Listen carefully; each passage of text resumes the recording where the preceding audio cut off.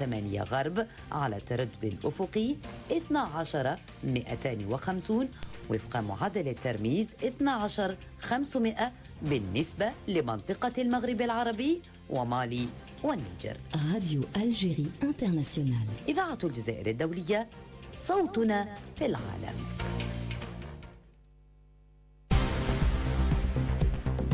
With Radio Algeria International, you will not miss a single major political or economic event. Radio Algeria International, our voice in the world.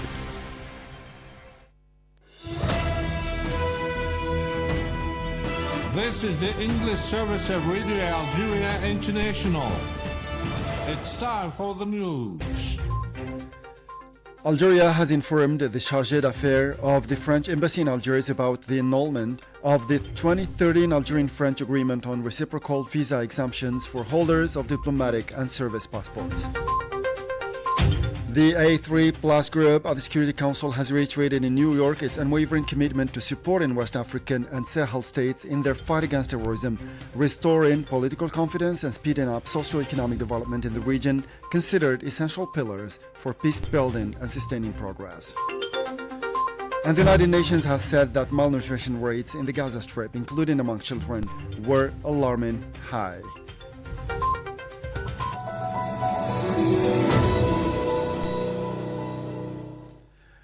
Those were the headlines, and now the news in detail from Radio Algeria International. First, in our news, the Chargé d'Affaires of the French Embassy in Algeria was summoned on Thursday to the headquarters of the Ministry of Foreign Affairs by the Director of Immunities and Privileges.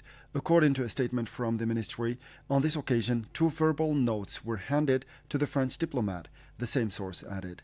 The first verbal note formally notified the Algerian party's denunciation or annulment of the 2013 Algerian-French agreement on reciprocal visa exemptions for holders of diplomatic and service passports. This denunciation goes beyond the simple suspension notified by the French party and definitively terminates the very existence of this agreement, the statement added. Consequently, and without prejudice to the deadlines set out in the agreement, the Algerian government has decided to make French diplomatic and service passport holders subject to visa requirements with immediate effect. It also reserves the right to make the granting of these visas subject to the same conditions as those that the French government will impose on Algerian nationals. This is a strict implementation of the principle of reciprocity, which expresses above all Algeria's rejection of French attempts at provocation, intimidation and bargaining and blackmail. The second note aims to inform the French side of the Algerian authorities' decision to end the free provision of real estate belonging to the Algerian state to the French embassy in Algeria. This note was also the review, or announces also the review of the highly advantageous leases contracted by the embassy with the OPGI of Algeria, and invites the French side to send a delegation to Algiers to begin discussions on this subject. The dynamic movement of the Algerian community in France, MOUDAF, has condemned the letter sent by the French president to his prime minister targeting Algeria, describing it as stigmatizing and unilateral. By targeting Algeria on migration and security issues and making this letter public, the French president is dangerously fueling generalizations and legitimizing stigmatization rhetoric against millions of Franco-Algerians, MOUDAF wrote in a statement. The movement also denounced a punitive approach based on the suspension of bilateral agreements, the questioning of consulates, and the exploitation of the migration issue for political pressure, adding that this strategy of tension is detrimental to the interests of both peoples. The Deputy Minister of National Defense and Chief of Staff of the National People's Army General Saad Chingri has presided over the inauguration ceremony for the new headquarters of the Air Defense Forces Command, according to a statement from the Ministry of National Defense. The inauguration ceremony for the new headquarters took place in the presence of the commander of the land forces, the force commanders, the commander of the Republican Guard, the acting commander of the National Gendarmerie, the commander of the 1st Military Region, the heads of departments and central directors of the General Staff of the National People's Army, and the Ministry of National Defense. The Army General listened to a comprehensive presentation of the new headquarters given by the officials in charge of its construction project before inspecting conducting its various facilities, which will enable the personnel to carry out their assigned missions in the best conditions and with the required professionalism. The Secretary of State to the Minister of Foreign Affairs in charge of African Affairs, Selma Bakhtamansouri, has arrived in Pretoria, South Africa, to chair the 10th session of the Focal Points Committee of the African Peer Review Mechanism, IPRM, according to a statement from the Ministry of Foreign Affairs, the National Community Abroad and African Affairs. This session, held under Algeria's presidency of the APRM Forum of Heads of State and Government, will focus on examining the issue of renewing the membership of the panel of eminent persons, the statement said. It will also discuss a number of administrative, organizational, and financial issues related to the management of the mechanism, including the monitoring of the implementation of the strategic plan for the period going from 2024 to 2028 and the Continental Governance Assessment Report for 2025. The Minister of Communication, Mohamed Mazian, has signed the condolence book at the Romanian Embassy in Algiers on behalf of the President of the Republic, Abdelmajid Tebboune, following the death of former Romanian President Ion Iliescu. The Minister of Religious Affairs and Waqfs or Endowments, Youssef Belmahdi, has received in Algiers the Secretary General of the Swedish Fatwa Board, Hassan Musa, according to a press release from the ministry. During this meeting held in the presence of executives from the central administration, both parties discussed ways and means of strengthening cooperation in the field of religious affairs, particularly with regard to the preservation of the spiritual life of the Muslim community in Sweden and the support of the efforts of the moderate religious leadership, reflecting the true image of Islam and responding to the concerns of Muslims in Europe.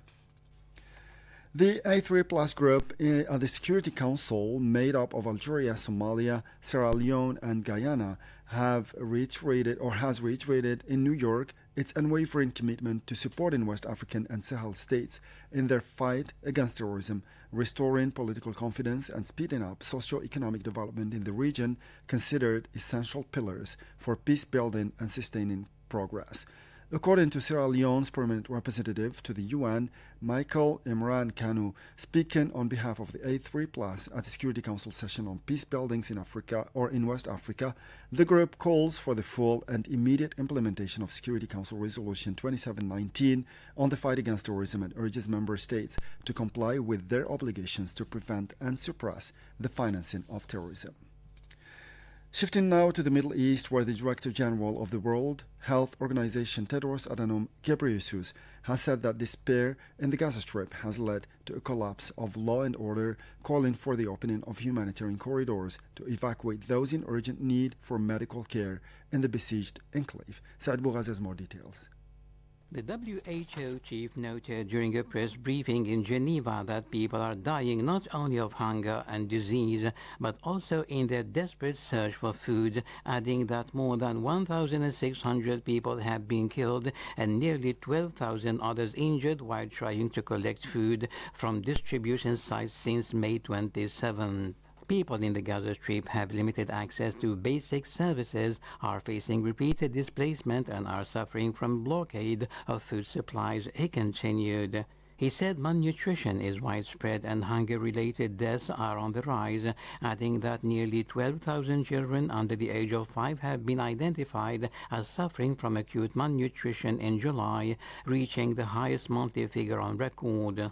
In the context of overcrowding and deteriorating water, sanitation, and hygiene conditions, diseases continue to spread, seriously affecting the youngest, according to Tedros Adhanom Ghebreyesus.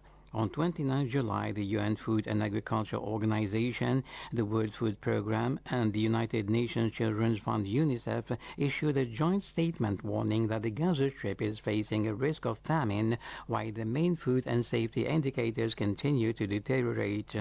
Since the beginning of the Zionist aggression in October 2023, WHO has helped to evacuate 7,522 patients from Gaza, but more than 14,800 still need to be evacuated. As a matter of urgency, the WHO chief recalled, urging more countries to mobilize to host patients and to speed up medical evacuations by all possible means. And the United Nations has said that malnutrition rates in the Gaza Strip, including among children, were alarmingly high. Speaking in the daily press briefing in New York, the deputy spokesman for the Secretary General, Farhan Haq, said that starvation and malnutrition, especially among children, continue to deepen, adding that acute malnutrition among children in Gaza has reached the highest levels recorded to date. He revealed that 18% of all acutely malnourished children had severe acute malnutrition, compared with 12% between March and May. The situation is beyond catastrophic. Hospitals are overstretched. Patients are lying on the floor or in the streets, suffering as beds, medical supplies, and equipment are severely lacking. Yesterday, emergency medical teams were denied entry into Gaza. The worsening market situation underscores the urgent need for the entry of humanitarian aid and commercial goods at scale and consistently. Starvation continues to happen, and today the Ministry of Health reported 5 new malnutrition-related deaths in the past 24 hours, bringing the total to about almost 200 deaths, half of whom are children. Shelter materials have not been allowed to enter Gaza since the 2nd of March. The few shelter materials that are available on the local market are extremely expensive and limited in quantity, putting them out of reach for most families. That was the deputy spokesman for the Secretary General, Farhan Haq.